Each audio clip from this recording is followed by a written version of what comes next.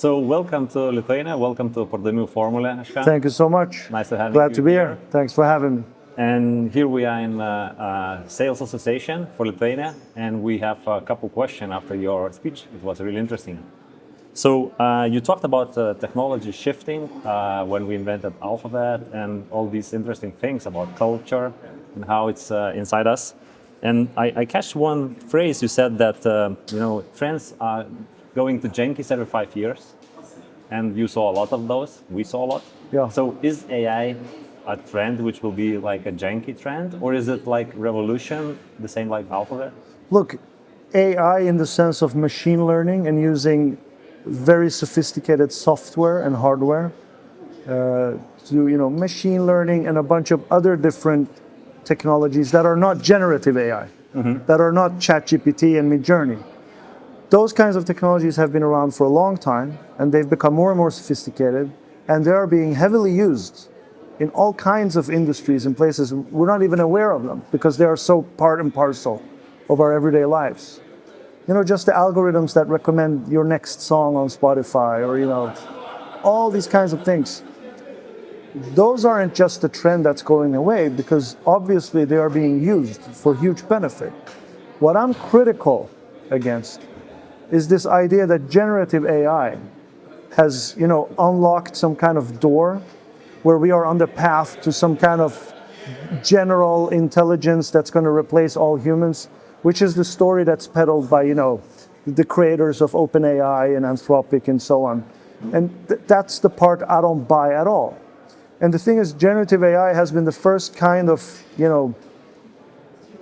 machine intelligence, so to speak, which regular people have been able to use, because the interface is just language. You just need a keyboard and you can start to interact with it. Before that, you needed to understand hardware, software, programming. You need to understand software architecture, a bunch of stuff, which regular people who are not programmers, they don't have time for that.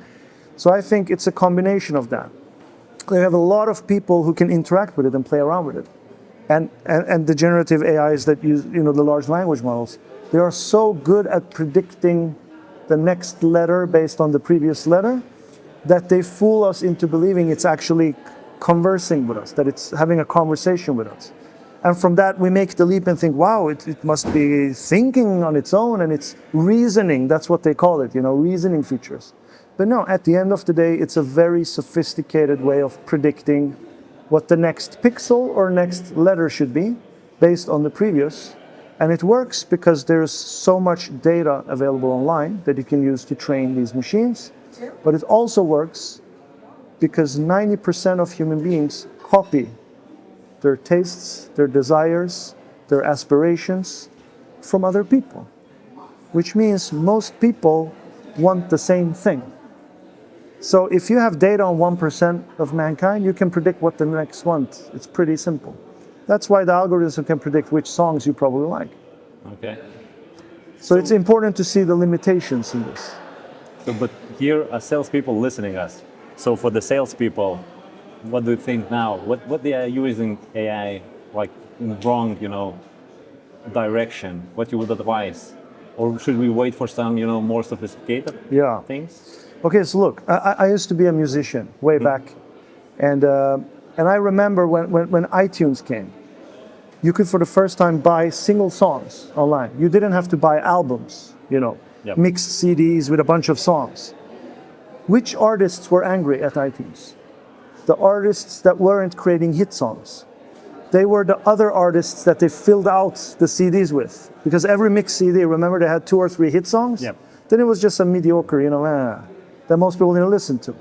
So what iTunes revealed was that people have been paying an overprice for mediocre content they don't even care. And when they had the option to just buy what they specifically want, the mediocre artists started losing money. So it was a revelation in a sense. Yeah? And the same when smartphones and Instagram came. All of a sudden, people could take actually pretty good mediocre photos without having to hire a photographer. So the mediocre photographers had a really hard time.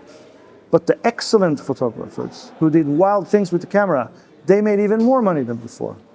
And it's the same thing now, because now you have generative AI that in the sense of Claude and OpenAI, is mainly used in situations where you interact with it through language, yeah?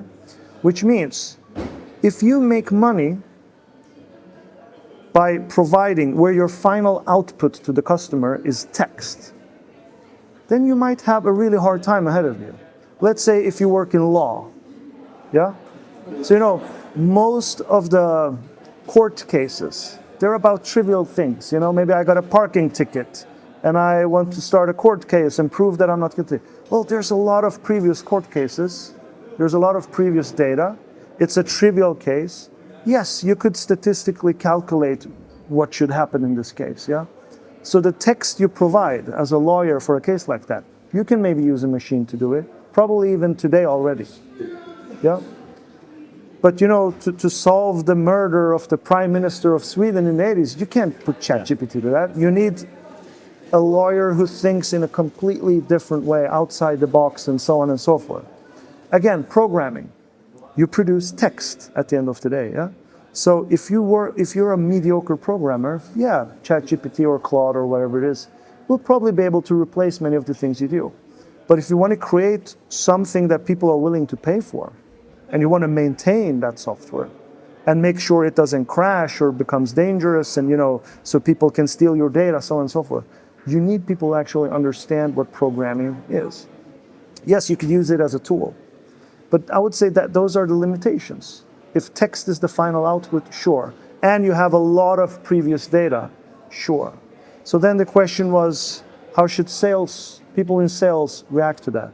Well, I think we underestimate that when we pay people to do something, when we hire people or collaborate with people and we pay them to do something, we don't necessarily just pay them to do the tasks they have on their CV. We're paying them for the taste that they have. See? The creativity you talked about. Yes, taste, creativity, many words for it. And I argue that taste is not rational, because if taste was rational, we wouldn't have trends. You know, there are trends in what is beautiful clothing. There are trends in what kind of food people want to eat, you know? And these trends come and go through the decades. If taste was rational, there wouldn't be trends that come and go.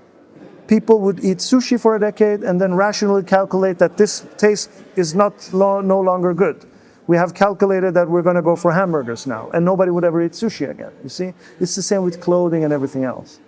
And because taste is not rational, that means you can't capture taste in numbers and feed it to a machine. Right. So that's why, you know, yes, a lot of people sit with ChatGPT and they are, you know, they get floored by how smart and intelligent the machine is. Yet I've seen a single company that actually makes money or saves money using generative AI. There's not a single example.